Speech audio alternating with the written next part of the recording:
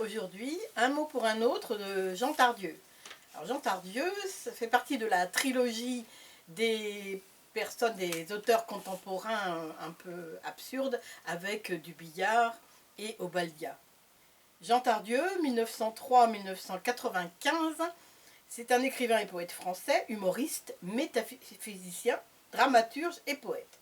Il est le fils d'un peintre de talent et sa mère était professeure de harpe. Plusieurs de ses œuvres poétiques ont d'ailleurs été mises en musique par les plus grands compositeurs.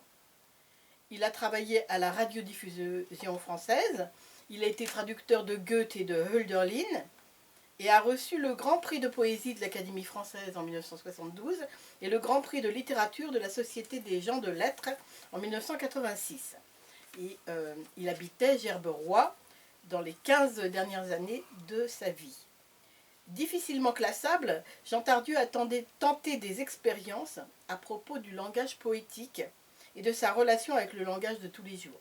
Il était ami de plusieurs membres de l'Oulipo, de Raymond Queneau et de Roland Dubillard.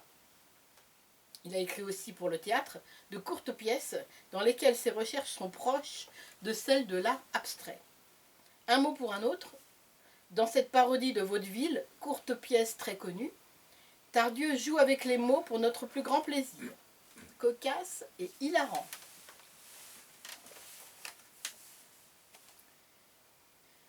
Vers l'année 1900, époque étrange entre toutes, une curieuse épidémie s'abattit sur la population des villes, principalement sur les classes fortunées. Les misérables, atteints de ce mal, prenaient soudain les mots les uns pour les autres, comme s'ils eussent puisé au hasard les paroles dans un sac. Le plus curieux est que les malades ne s'apercevaient pas de leur infirmité, qu'ils restaient d'ailleurs sains d'esprit, tout en tenant des propos en apparence incohérents, que même au plus fort du fléau, les conversations mondaines allaient bon train, bref, que le seul organe atteint était le vocabulaire. Ce fait historique, hélas contesté par quelques savants, appelle les remarques suivantes. Que nous parlons souvent pour ne rien dire. Que si par chance nous avons quelque chose à dire, nous pouvons le dire de 1000 façons différentes. Que les prétendus fous ne sont appelés tels que parce que l'on ne comprend pas leur langage. Que dans le commerce des humains, bien souvent, les mouvements du corps, les intonations de la voix et l'expression du visage en disent plus long que les paroles.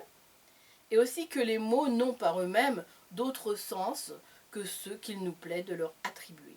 Car enfin, si nous décidons ensemble que le cri du chien sera nommé hennissement et aboiement celui du cheval, demain, nous entendrons tous les chiens hennir et tous les chevaux aboyer.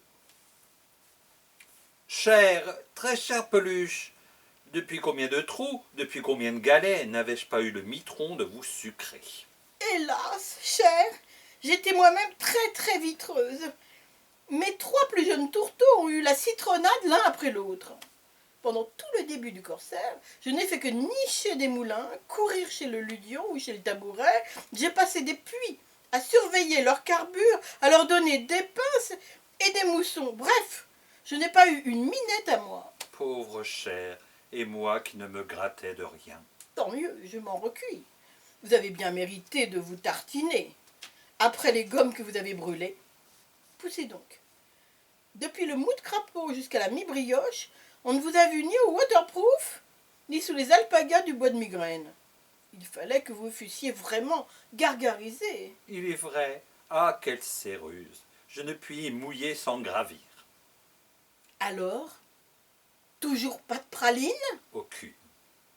Pas même un grain de riflard? Pas un.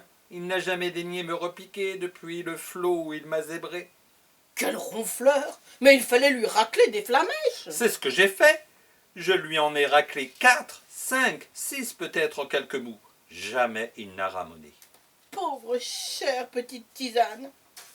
Si j'étais vous, je prendrais un autre lampion. Impossible. On voit que vous ne le connaissez pas. Il a sur moi un terrible foulard. Je suis sa mouche, sa mitaine, sa sarcelle. Il est mon rotin, mon sifflet. Sans lui, je ne peux ni coincer, ni glapir. Jamais je ne le bouclerai. Mais gitouille, vous flotterez bien quelque chose. Une cloque de Zoulou, 2 doigts de loto. Merci, avec grand soleil.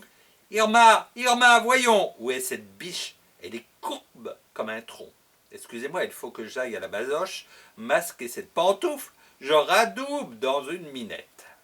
Tiens, un grand crocodile de concert. Et voici naturellement le dernier ragoût des mascarilles à la mode. Voyons. Oh, celle-ci qui est si to be or not to be. Les petites parisiennes ont de petits pieds. La petite tour Eiffel ont de petits chiens. Fiel, ma pitance!